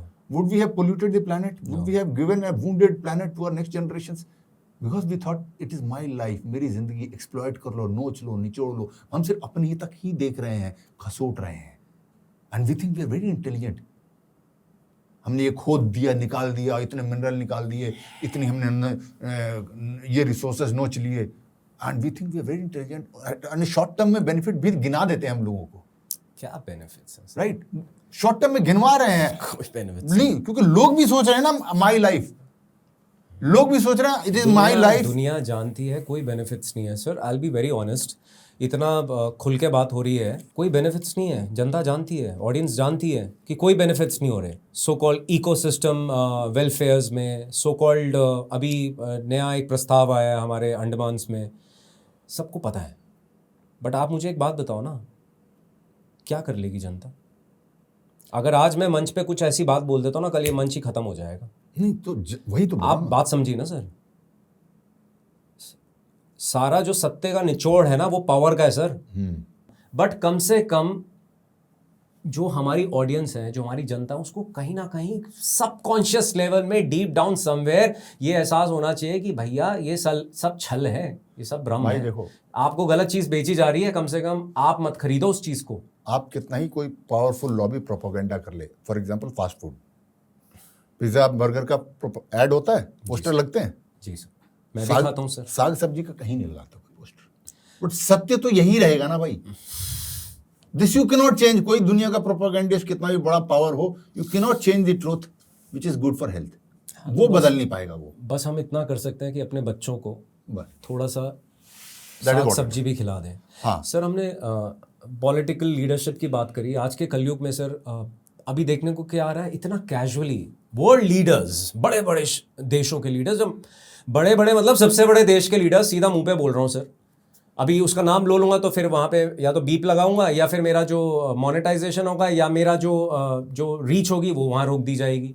The point is कि sir बड़े कैजुअली बोलते हैं, मैं इस पे बॉम्ब कर दूंगा, उस पे बॉम्ब कर दूंगा, I can walk in to Cuba when ever I want, bla bla and all. Sir ये वर्ल्ड लीडर्स हैं सर। अगर एक डेमोक्रेटिक माइंडसेट से उसको चुना गया है for what ever reason, selfish reason, भाड़ में जाए सर। आप 100 साल 1000 साल आगे की बातें कर रहे हो, आप माइंडसेट की बात कर रहे हो, आप सक्सेस की बात कर रहे हो, ये हमारे वर्ल्ड लीडर्स हैं सर। इतना कैजुअली बात होती है सर कि आज मैं इस पे गोली चलाऊंगा, आज उसमें कराऊंगा। You as somebody who has seen the battlefield, आपके दिल और आपके जहन में क्या गुजरता है कि ये जो कॉन्फ्लिक्ट्स हैं, इससे क्या अचीव हो रहा है sir? I'll tell you, I've been in that state of mind before joining the army when I was झापड़ वाला भी मैं बड़ा peaceful, but now I'm in a different guy. Now I understand. राक्षस हर युग में थे, राक्षस का रूप बदलता रहता है, वो सदैव रहेंगे। मनुष्य की एक प्रवृत्ति है, जब बाकी जीव जो है ना उनके अंदर चेतन नहीं है, सो बाकी जीवों का क्या है कि वो कॉस्मिक ऑर्डर जो उनको दिया गया है वो सिर्फ उस पर आंख बंद करके चल रहे हैं। देव नॉट, पिछले 1 लाख साल से they've not wayward even bit, इधर कुछ नहीं, जस्ट उसी लाइन पे चल रहे हैं। शेर पिछले 10,000 साल से जैसे चलता था, जैसे वो हिरन चलता था, वैसे ही चल रहा है, वही लाइफ स्टाइल। देर नॉट, कोई कीड़ा नहीं हमें बदलना है, सो देर फॉलोइंग दैट। बट ह्यूमन के अंदर जैसे चेतना है, इसके 2 परिणाम होते हैं। Either he can start growing right in the right path, और he can use that chetan, that mind, that विश्लेषण करने की क्षमता to become destructive. So that is why ये धर्म, when you start growing as per the laws of the cosmos, which is called as dharma, so आप धर्मवान बनते जा रहे हैं। But there will be people who will use that same mind and ability to think and analyze for wrong, so वो अधर्म हो जाता है। इसीलिए धर्मवान व्यक्ति का एक कर्तव्य है, अधर्म से लड़ते रहना है। That is the only duty we need to keep fighting. So conflict will happen. It will always be happen as long as humans are there. Problem उसमें नहीं है, कॉन्फ्लिक्ट तो रहेगा ही रहेगा। प्रॉब्लम उसमें है कि जो गेम चल रहा है ना, it's like a football game, इधर धर्म है इधर अधर्म है। स्कोर जो है इतना ज्यादा ना हो जाए कि लगे कि यार अभी धर्म जीत ही नहीं सकता। So as long as you are keeping the score under your control कि we have scored 6, they have scored 5, the battle will keep going on. मैं इंटरचेक कर रहा हूँ सर, आपने अभी कॉन्फ्लिक्ट की बात करी। क्या कॉन्फ्लिक्ट एक ह्यूमन कंडीशन है? क्या हमारे मनुष्य जिस प्रकृति के बारे में आप बात कर रहे हैं, will it ever rise above the levels of religion, caste और पावर, मनी? इससे ऊपर कभी उठेंगे हम? स्मॉल माइंड्स है ना, they will not be able to do. I will tell you once again, coming back to that, I told you. जब वहाँ पे हम I'll tell you. मैं जब सुप्रीम कमांडर्स की बात कर रहा हूँ, लीडर्स की बात कर रहा हूँ, जब वही नहीं उठ रहे तो They're very small minds, ना? आपका अच्छा वो स्मॉल माइंड They are है very small minds. पर दुनिया वही चला रहे हैं. Unfortunately, यही तो कलयुग है ना. There are very sane people. They're not at the right places. Right. Very sane people. You Forget about that. You have served in an organization, you must have come across people whom you were as your seniors or your colleagues, which you must have felt he deserved it to go more. Yes. Right? Of course. He could not. No. Yes. So that's happening everywhere. Ji sir. That is happening everywhere. ठीक है ना? What is, उस point of view से बोलता हूँ मैं, what is success and what is, success is not, पहली बात तो सबसे बड़ा crime इस दुनिया में ये हुआ, success को individual कर दिया. और उसकी परिभाषा ही खराब कर दिया, दूसरा उसको इंडिविजुअल कर दिया. व्यक्तिगत सक्सेस होता ही नहीं है. Success is always a collective thing. Suppose we are in a cricket team, in the same team. Now can success mean anything different to any player than success of the team? Rules will be different, batting, bowling, fulana, dimkana, based on your form, technique, game situation, but otherwise it's success of the team. Yes, one goal, team should win. Team should win. Now, should the entire humanity not be one team? Of course. Ideally speaking. Right? जब हमारे पूर्वजों ने कहा था वसुधैव कुटुंबकम, that is what they meant. जी sir. Right? And they did not only say वसुधैव कुटुंबकम. उन्होंने क्या उसको एनालाइज करना, क्या विश्व का कल्याण हो. उसके बाद they did not only stop at humans. फिर उन्होंने क्या कहा, प्राणियों में सद्भावना हो. That means all life forms. Then let there be goodwill amongst all life forms. उसके बाद they went beyond life when they said अंतरिक्ष शांति, ध्याव शांति, आपः शांति, पृथ्वी शांति, वनस्पति शांति, औषधीय शांति, शांति शांति शांति. Peace in the space, sky, water, earth, plants. Shanti, shanti, shanti, 3 bar means mind, body, spirit. That was the vision of our ancestors. But what happened in between is that when mankind began, probably it was something like this. But then there was, at some point of time in history, there were some people somewhere who began to feel that they are different. They are superior. Because the way they look, because they had the way, whatever their culture, because what they ate, or to whom they prayed, their faith. The moment you think you and me are different, then basic wo कीड़ा जगेगा that now that I am different, if you and me are different, why should I consider myself to be inferior? Correct. पहले तो हम एक माने तब तो ठीक है. We can only be equal when we think we are part of the same team. Of course. Moment we think you and me are different, then वो कीड़ा आएगा, I need to prevail over you and you need to prevail over me. So that is what moment somebody thought, I am different because of the way I look, my faith, my God, then वो कीड़ा आया, I need to prevail over the rest of the world. And moment as you think that I need to prevail and rest of the world is inferior, when you think there are, आज एक और मैं बताऊं flaws, एक और चलता है ना, everybody is free to have his own definition of success. Success can mean different things to different people. Great books tell you that. Flawed. As I told you the great example, if you're all part of the one human team, then how can success mean different thing to you and me? It's supposed to be the same. Correct. Right? Now, moment we come back to that thing, if moments one civilization thought that I am different, so that means success meant different to that civilization. And the meaning of success to a different. When success means different things to different civilizations, genocides will happen, have happened. When success means different things to different countries, wars will happen, have happened, will happen. You spoke about war. The reason of that war is because the success, वो country का success के परिभाषा वो दूसरे country से अलग समझती है. Correct. Within the same nation, if success means different things to different communities, civil strife, turmoil will happen, civil wars can happen, have happened, will happen. Community को छोड़ो.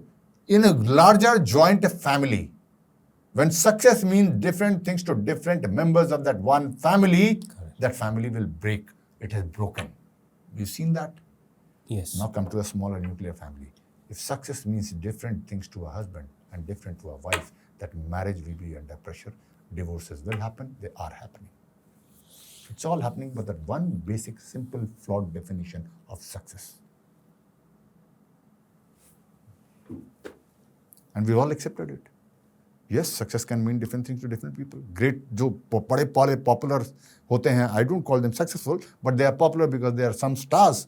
They all come on podcasts and things like that. Yeah, success can mean different things to different people. It means different to you, different to me. And yeah, we're all free to have our own definition and choices. So if you're all free to have, so that's what it is.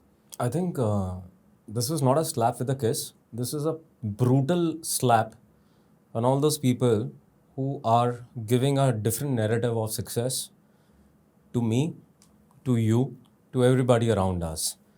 So wake up Sid.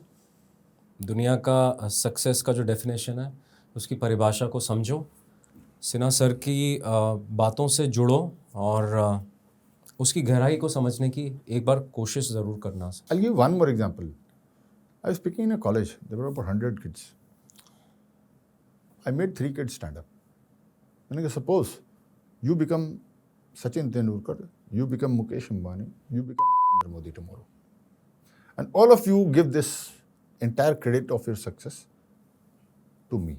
कि उस दिन कल सिन्हा आए थे और ये बोल के गए और ऐसा मोटिवेट हुए कि आज हम यहाँ पहुँच गए। पूरी दुनिया, कल सिन्हा से बड़ा स्पीकर कोई दुनिया में माना नहीं जाएगा। फिर मैं यार इतना महान बंदा ये एक स्पीच में यार क्या बंदे क्रिएट कर दिए इसने। कोई मुझसे नहीं पूछेगा कि बाकी 97 कहाँ है सर। यही तो बात है। इसलिए फिर मैंने उन तीनों को बोला, मैंने कहा suppose the rest this 97 people by the definition of success the world is giving, they have failed. हमने एक यार्डस्टिक दिया, they have not been able to achieve, so they consider themselves as failures, right? Now, because they have been made to feel failures, now they are dejected, depressed, anguished, and whatever people do in such a state of mind, turmoil, society में ये वो crime, they're all got into that. Now, you 3 guys are living in a society of these 97 people. How long are you 3 guys going to be happy? Momentary. So, समाज अगर fail हो जाएगा sir, तो आप अकेले सफल नहीं हो सकते हैं। ये सबको समझना पड़ेगा। समाज सक्सेस होगा तो आप होगे। You can not win alone. Flawed perception है कि मैं अकेला चढ़ जाऊंगा। Correct sir. The society has to succeed, the nation has to succeed, and if the other people of the world can understand, they let the entire mankind succeed. But ये एक idealistic situation हो गया। There always be devils who will not agree to this. मैंने कहा ना, राक्षस थे, हैं, रहेंगे, and those guys need to be fought, and that's why there will always be conflicts and wars. And let's not shy away from this, because the man who is wrong will always be ready for violence. So it becomes imperative on the man on the right to be ready for violence. क्योंकि तब मेरा धर्म भी है, कर्म भी है। यही कर्म है। यही तो कृष्ण ने अर्जुन को आ गया था ना उस दिन कि मैं नहीं लड़ूंगा। कृष्ण ने कहा था सामने अधर्म है, शस्त्र उठा प्रहार कर तो सबसे पहले वार कर, बाकी बात बाद में करेंगे। ये बेसिक चरित्र है। I'll give you one more example. आप प्रश्न बताना। सपोज 2 बंदे हैं यहाँ पर, ये दोनों हैं, ये दोनों व्यापार करना चाहते हैं। व्यापार मतलब एक चीज यहां से खरीदना चाहते हैं point price A pay, and price A X price X plus Y, and they want to sell it in a different city. Though both do this. बस यही ध्येय है और कोई ध्येय नहीं है इनका। तो यहां से इन्होंने 100 रुपए में खरीदा, वहां दूसरे शहर में गए, 100 में 50 जोड़ के 150 रुपए में बेच दिया। दोनों यही काम कर रहे हैं और कुछ चाहते भी नहीं है, ये कोई डिस्टर्बेंस नहीं चाहते हैं। बट इसमें से एक लीगल काम कर रहा है, कपड़ा मसाला व्हाटएवर इट इज, दूसरा नारकोटिक्स खरीद रहा है। नारकोटिक्स वाला भी वायलेंस नहीं चाहता, वो भी बस चाहता कोई मुझे छेड़े ना, कोई मुझे टोके ना, मैं अपना करता रहूं। आप एक बात बताओ, कितनी आपको इस बात की संभावना क्या है किसके पास हथियार हो? नारकोटिक्स वाले के पास। अधर्म की ये मूल प्रवृत्ति है कि वो हिंसा के लिए तैयार रहता है। इसीलिए धर्मवान का ये कर्तव्य हो जाता है कि उस हिंसा का प्रतिकार करने के लिए तैयार रहे। बेसिक कैरेक्टरिस्टिक्स है। Does not live in illusion in word. क्यों लड़ाई झगड़ा, वो है। या तो मान लो कि सतयुग है, सतयुग में भी था ना हिरण्यकश्यप। जी सर। जब सतयुग में राक्षस था तो अब कौन सी दुनिया में रह रहे हो यार? This is Kalyug, let's accept it. There will be people, so please be ready to fight. Is my appeal to everyone. Your appeal to everyone. और अगर इस अपील में एवरीवन की परिभाषा में ऐसे युवा हैं जो आपको सुन सकेंगे इस पॉडकास्ट की को लाइव जाने के बाद, ऐसी कोई 3 वैल्यूज़ होंगी जो आप उन तक पहुंचाना चाहेंगे, ऐसी 3 वैल्यूज़ जो आपकी पूरी परिभाषा को, सक्सेस को, फ्लॉज़ को, धर्म को, अधर्म को या पूरी आपकी एक सोच को का निचोड़ बन के उन बच्चों तक, उस युवा तक पहुंच सके, क्योंकि शायद उनके पास आज चाहे बुक्स हैं, चाहे नॉलेज है, चाहे मोटिवेशनल स्पीकर हैं, वो सारे फ्लॉड सक्सेस की डेफिनेशन बता रहे हैं। सो ऐसी कोई 3 वैल्यूज़ आप उस युवा तक पहुंचा सकें सर। मैंने कि पहला तो आप समझो कि आप पर्पस आपका एग्जिस्टेंस सिर्फ इतना ही है कि आप आने वाली पीढ़ी के लिए क्या कल्याण कर रहे हो। जी sir. That is the only reason you are humming. Cricket में होता है ना, अपना आए अपनी इनिंग खेले गए विद द एम कि मेरे आने वाले बैट्समैन के लिए I have left A situation of the game which is favourable for him. That is the one good purpose, that is one, you remember that. And secondly, you read and do everything, but please understand what is right and what is wrong. वो आपको निर्णय खुद लेना पड़ेगा। आपका सही मार्ग आपको ग्लोरी शायद लाएगा, नहीं लाएगा, क्योंकि आज सबको लाइक्स, फेमस, पॉपुलर होने का है, right? I keep resisting a lot of temptation to speak and do things which will make me popular, right? And but I am saying okay, I will take my time but I will go with what is right. ठीक है, सो वो आपको resist करना पड़ेगा। And वो आपको जब तक अंदर से पूरा बोध नहीं हो जाएगा ना, तो आपको वो बड़ा लगेगा कि यार मेरे दाएं बाएं तो लोग आगे जा रहे हैं by the definition of the world. But you should have to know that at the end of it, when I am facing death, I will be the winner. Always keep that factor in mind कि in the last game में बोलते ना, last game के बीच में तो up down score, नीचे up down होता ही रहता है ना। जब finish line पार करेगा तो जो जीता वो सिकंदर है। Finish line is death. You will be a winner then. Have that one conviction in your mind, and that you will be judged by God. उसको कोई बेवकूफ़ बना नहीं सकता। So have that one conviction, carry on regardless, and it is always the next one. It is not your life. तुम अपनी ज़िंदगी के लिए आए नहीं हो, आप सिर्फ उसके लिए आए हो। इससे एक बार किसी ने पूछा था, तो you mean to say that we should not have fun? Somebody asked me this. Absolutely right. You should have fun because you want. So you should have fun like Virender Sehwag. अच्छा। Because when he used to bat, he used to sing. But you cannot be still in the team if you don't score. You can contribute and sing, fantastic. But you cannot be here in the team just for singing. कि मैं सिर्फ आनंद ही लूँगा, funny करूँगा और contribute नहीं करूँगा इस समाज में, देश में, तो then that's flawed. काम करो, मजे से काम करो, आनंद से काम करो। Colonel Manoj Kumar Sinha, a soldier who survived a bullet but chose to live, you know, consciously after surviving it. आज के पॉडकास्ट से इतने सारे इन्फ्लुएंसेस हैं मेरे खुद की ज़िंदगी के लिए, मेरे खुद के पर्पस की एक मानसिकता, उसकी डेफिनेशन के लिए, कि काफ़ी सारे विंडोज़ मेरे लिए भी खुलते हुए दिख रही हैं। ऐसा लग रहा है फ्लैप्स ठक ठक ठक खुल रहे हैं, बंद हो रहे हैं। So grateful. एक वक्त वो था शायद मुझे ये विंडोज़ दिख भी नहीं रही थी। यहाँ बैठकर जिस एनर्जी और जिस वाइब से आपने वो जो कहते हैं ना दरवाजे, मेरे लिए आज तो उन दरवाज़ों की परिभाषा आपने मुझे दिखाई है। अब किस दरवाजे को कितना खोलना है, उसको खोल के उसको कितना चेक करना है और उसके बाद उसका नेक्स्ट स्टेप आके भी लेना है। I am so grateful sir. एक और बताता हूँ, यूथ के लिए बताता हूँ मैं। यूथ ऑफ दिस नेशन, हम आपके गुनाहगार हैं। हम आपके गुनाहगार हैं। Yes. We have certain society, we are giving you a society which is flawed. I'll tell you how. Right? Because सबसे बड़ा मार्गदर्शक जो होता है ना, सबसे बड़ा मार्गदर्शक, if you want to correct people, put the society into the right place for the youth or anybody for that matter. There's no books, no podcasts, no lectures, nothing. The best thing which can put the society on the right path are the ideals which we present in front of the society. For example, start from when a child is born, 4-5 साल में होश संभालता है, वो अच्छा बुरा समझने लगता है, उस परिवार के अंदर वो आँख खोल कर देखता है, अगर किसी परिवार में है, कि परिवार का एक व्यक्ति, वो चाहे पिता हो सकता है, माँ हो सकता है या कोई भी हो सकता है, गलत कर रहा है एंड ही और she is getting away with it, वो क्या सोचता है, दिस इज नॉर्मल। वहाँ से गड़बड़ होता है। Now he comes out of the family. अब थोड़ा माता पिता से अलग हटो, फिर वो देखता है कि मेरे एक ताऊ जी हैं और एक चाचा जी हैं। ताऊ जी मेरे सिंपल से आदमी हैं, क्लर्क हैं, एक स्कूटर पे आते हैं जाते हैं, ईमानदार आदमी हैं। चाचा जी मेरे बड़े पोजीशन पे हैं और पैसा है, गाड़ी है, फेम है, और मेरे घर वाले हमेशा चाचा जी के पास भागते हैं, चाचा जी बुलाते हैं, चाचा के पास जाते हैं, चाचा के पास आते हैं, उन्हीं की रिस्पेक्ट होती है। Now what the child is getting the lesson, this is what is right, this is what is wrong. अब आप उसको कोई लेक्चर देते रहो, फिर घर से बाहर निकलता है, बाहर जाके देखता है समाज में किसकी इज्जत हो रही है. I'll give you an example. Name all the popular people of this country today. You'll find it in 4 categories. Film stars, people associated with films, sports, cricket and all those things, politicians, rich people. इसी 4 में है. Brutal truth. ठीक है ना? Yeah. Now go back a few hundred years in the same country and try and remember who were the people who were popular then. सिर्फ योद्धा और ज्ञानी. उस वक्त भी एक्टर्स थे. राजा नाटक देखता था, अच्छी एक्टिंग पे मोती का हार भी पहनाता था, मल्ल युद्ध, कुश्ती, तलवारबाजी कंपटीशन होता था, जीतने वाले को सोना भी देता था. ये सारी चीजें तब भी होती थी जिनको हम आज मानते हैं, लेकिन समाज का आदर्श, उस समय का समाज सिर्फ इन्हीं दो लोगों को बनने देता था. उस समय जो बच्चा आंख खोलता था, होश संभालता था कि अगर समाज में इज्जत पाना है तो या चंद्रगुप्त मौर्य बनना है, या चाणक्य बनना है, या छत्रपति शिवाजी महाराज बनना है, या संत रविदास बनना है.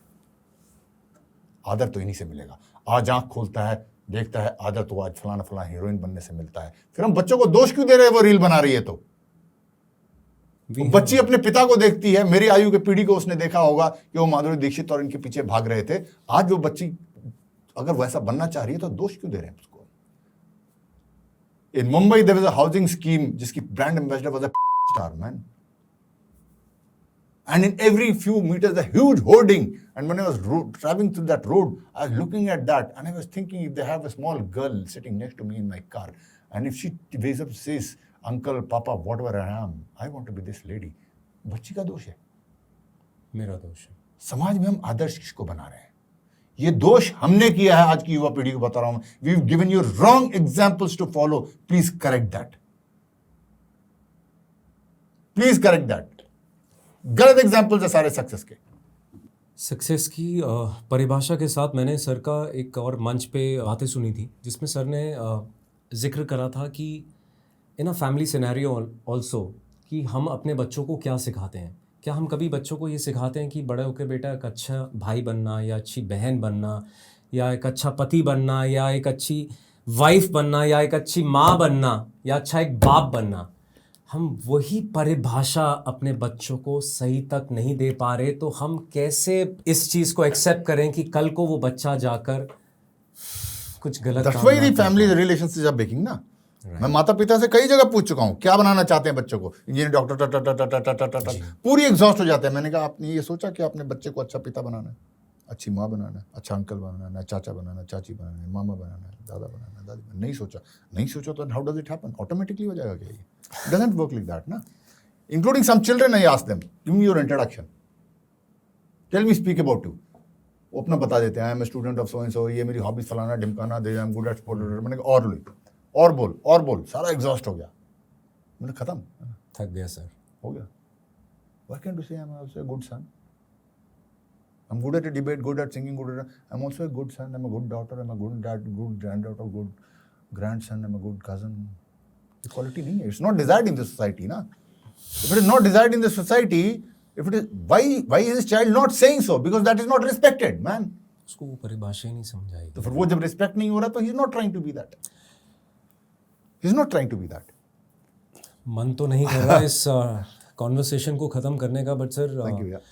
वक्त की कमी, Yeah, I understand. आज के युग में वो कहते हैं ना, वक्त और सब्र का बीच का जो फासला होता है वो कहीं ना कहीं बैलेंस करना पड़ता है. Sir I am so glad and I am so happy and I am so honoured sir कि चाहे वक्त लगा पर आज वो मुझे मौका मिल गया इस मैजिकल कॉन्वर्सेशन के लिए. एंड मेरी प्यारी जनता, मेरी प्यारी ऑडियंस, मैं सच्ची बोलूँ, आई एम कम्प्लीटली ऑस्टक एंड मैं एक अलग जोन में जा चुका हूँ. एंड मैं यही चाहूँगा कि इस कॉन्वर्सेशन से आप जितना निचोड़ निकाल सकें, जितनी चीज़ों को आप अपनी लाइफस्टाइल में, अपनी आइडियोलॉजीज़ में, अपने माइंडसेट में, अपनी फ़िलॉसफी में, अपनी पेरेंटिंग स्टाइल्स में, अपने the way you look eight you know things around you, आप उसमें कोई भी, इसमें से अगर कोई भी एक ऐसा अंश आता है जिसमें आपको लगता है इसमें दम है, तो उसको आप कोशिश करेगा अपनी रोज़ाना ज़िंदगी में अपने साथ जोड़ने का. मैं शुक्रिया अदा करना चाहूँगा कर्नल मनोज कुमार सिन्हा का for coming on board the untold story with commander Victor Mike. और मैं ये चीज़ बताना चाहूँगा, आज काफ़ी कुछ अनटोल्ड बाहर आया है. Thank you Janata, thank you my beautiful audience. आप लोगों के सहयोग से मैं आज यहाँ तक पहुँच पाया हूँ. और प्लीज़ मैं आगे भी आपसे हाथ जोड़कर विनती करूंगा, please don't forget to like, share and subscribe to commander Victor Mike's channel. आप लोगों के सहयोग से ही मैं यहाँ तक पहुँचा हूँ और आप लोगों के सहयोग से ही मैं आगे ऐसी कई अनटोल्ड स्टोरीज़, कहानियाँ आप लोगों के साथ शेयर करता रहूँगा। जय हिंद, जय Bharat. Thank you so much. Thank you so much sir, thank you so much.